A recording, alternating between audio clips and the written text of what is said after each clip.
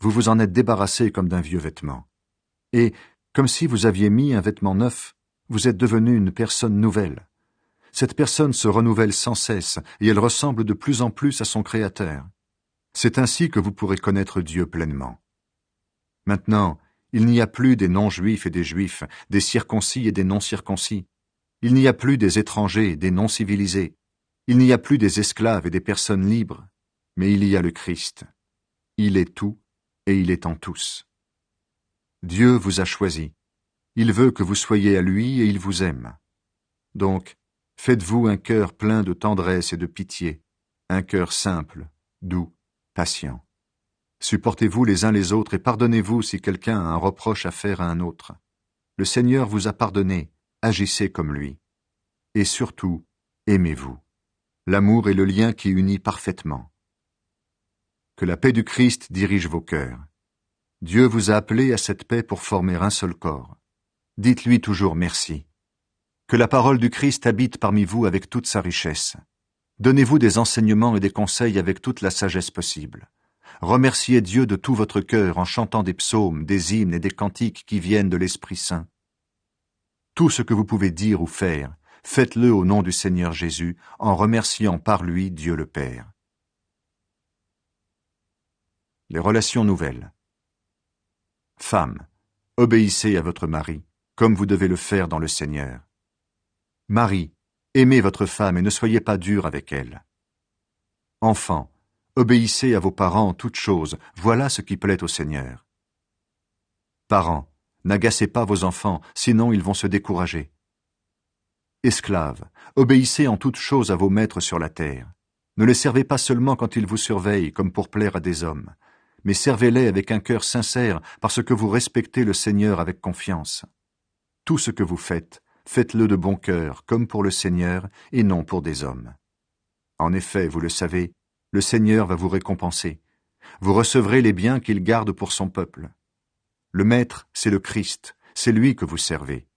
Celui qui fait le mal, on le punira pour le mal qu'il a fait, et on ne fera pas de différence entre les gens. Maître, traitez tous vos esclaves de façon juste et honnête. Oui, vous le savez, vous aussi, vous avez un maître au ciel. Conseil. Continuez à prier fidèlement, ainsi vous serez toujours prêts à remercier Dieu.